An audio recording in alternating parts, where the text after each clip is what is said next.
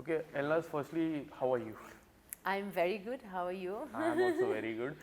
Let me tell you, once I go into your Twitter handle, na, the bio says all thing. Let me act, I'll be happy. Yes. It's always like that only whenever I see you in the music video, ads, or in the like sacred games when we talk about, you act so well. Tell us something about, and your new series also is going to come. Tell us something about how do you prepare yourself whenever the things comes to you. Uh, they keep, for me, there's not much of preparing as such, unless it's like a it's a hard character where I have to like go and research. जैसे मैंने मेरी series हुत्सपा के लिए किया था, where I had to play a Muslim girl who is at the same time a cam girl, you know. मैंने cam girls के बारे में कभी सुना भी नहीं था, मुझे ये सब पता भी नहीं था. तो उसके लिए I had to do research and learn a lot of things and like be comfortable in my own body and skin. But otherwise, I think वो थोड़ा मुझ में है because I love acting. But yes, I do read a lot of acting books. I do watch a lot of series and movies and master classes, acting master classes. I watch them as well, just to learn and brush the skill, you know. Twitter handle की बात करें, जी. जिस तरह आपने लिखा है let me act And I be happy, Yes. तो कोई ऐसी चीज़ when you are acting there are so many things like script आती है, स्क्रिप्ट पढ़ते हैं, हम एक्ट करते हैं, मास्टर होता है, काफ़ी डिफरेंट डिफरेंट थिंग. आपको सबसे ज़्यादा मज़ा और सबसे ज़्यादा प्लेजर किस में आता है? I think obviously जैसे आपने बोला it's the whole journey to making the film or the series or whatever project that you're making. Readings, remembering the lines, making sure everything is perfect.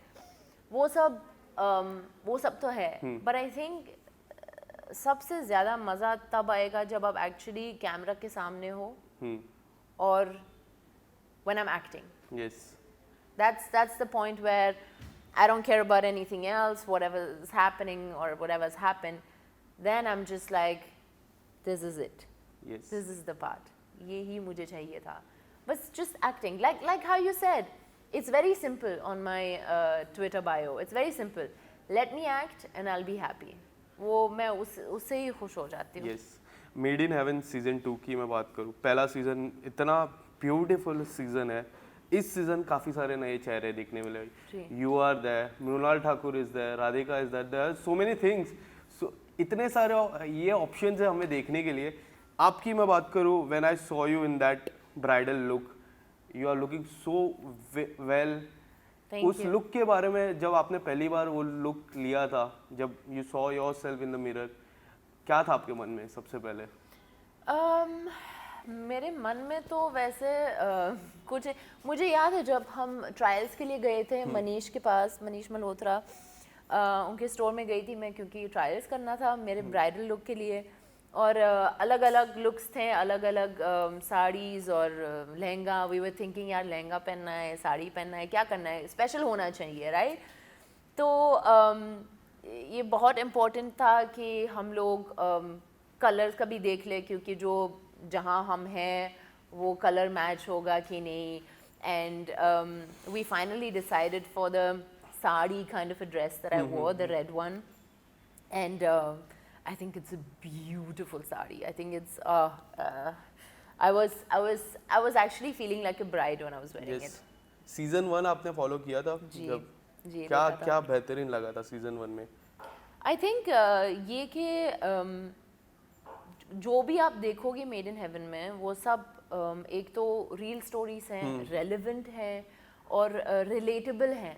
क्योंकि जो भी हो रहा है, चाहे वो तारा की ज़िंदगी में हो, चाहे वो वेडिंग्स में हो, कुछ ना कुछ तो आपको मिलेगा जो आपको लगेगा कि यार ये मेरे साथ भी हुआ है.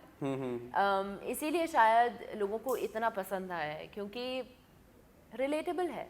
यस. सीजन 1, स्टोरीज रिलेटेबल है. सीजन 1 की अगर मैं बात करूँ, जितना मैंने देखा है, अलग अलग एपिसोड्स होते हैं जहाँ पे ये जो शादी की बातें हैं, शादी किस तरह होती है, क्या कुछ प्रॉब्लम्स आती है, ऐसी रहती है.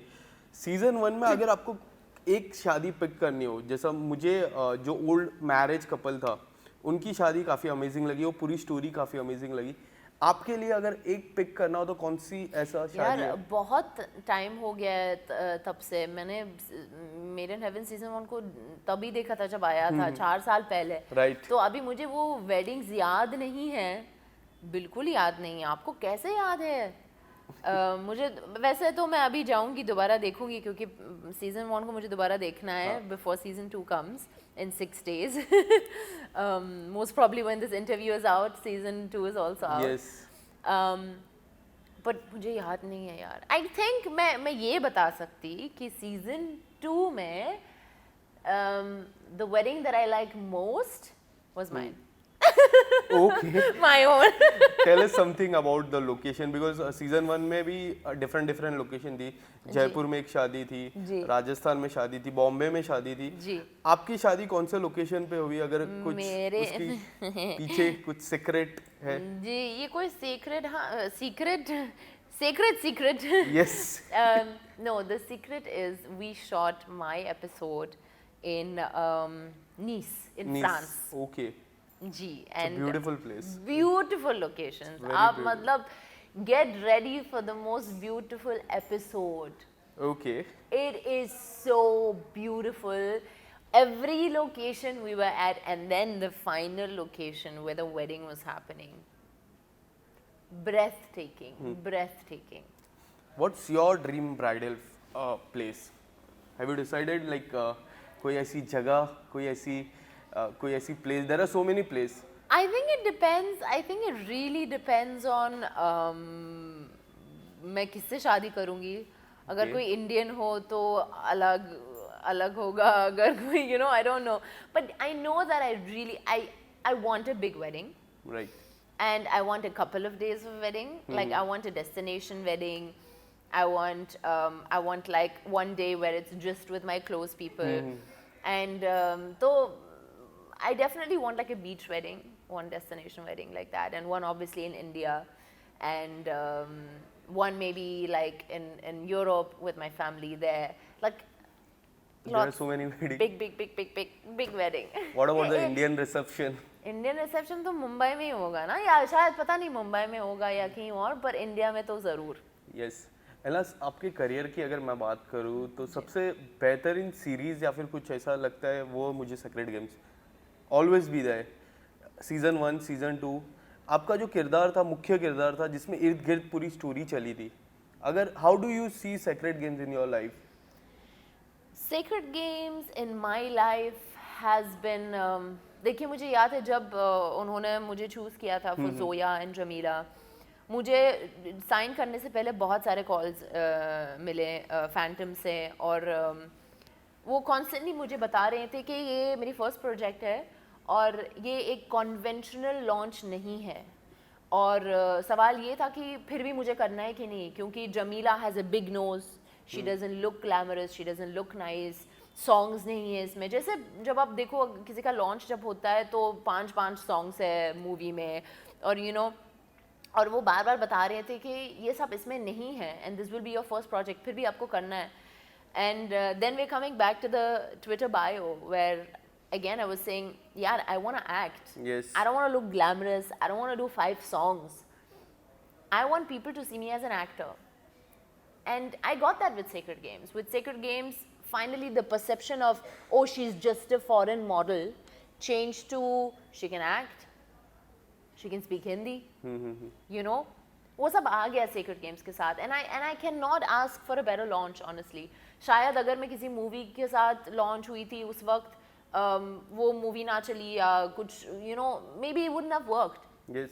But Sacred Games was the best choice. और उस Sacred Games से पहले इतने सारे मूवीज़ और प्रोजेक्ट्स मेरे पास आए थे जो वर्कआउट नहीं हुए या मैंने ना बोला था, and I am so happy and so grateful for my own choices कि whatever I said no to was correct, and I waited and waited and waited. I was just hearing that it was a Salman Khan production. Yeah. When you look back, how do you see that that production didn't choose you, I guess? and now the Sacred Games when No, that production chose me. Okay. my You said मेरी no, पहली I film, no, my first film was supposed to be an SKF production, um, and the film got shelved. The Okay. film never happened. Okay. That script never happened, and that was supposed to be directed by Ahmed Khan, and that just got shelved. ऐसे ही, and that was very heartbreaking for me because I was very excited and I was just waiting for that, and that was my launch film. But I guess God had other plans for me. right. How difficult was it for you to choose that script? Sacred Games की मैं बात कर रहा हूँ because वो time पे OTT was very fresh.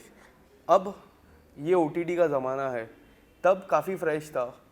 तब आपके मन में नहीं हुआ कि मुझे मूवीज की तरफ जाना चाहिए क्योंकि it's a fresh platform, OTT is a fresh platform. I love this question. I love this question because अभी भी बहुत सारे लोग हैं जो बार बार बोलते हैं कि मूवीज़ करना है, बड़े पर्दे पे आना है, ये करना है, वो करना है.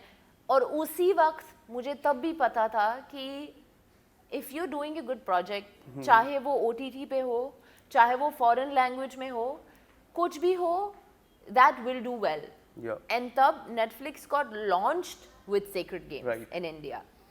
तो तब सब लोग मुझ पे हंस रहे थे कि I'm getting launched in a series that we don't do series, we don't do OTT. What is Netflix? Like, what is all of this?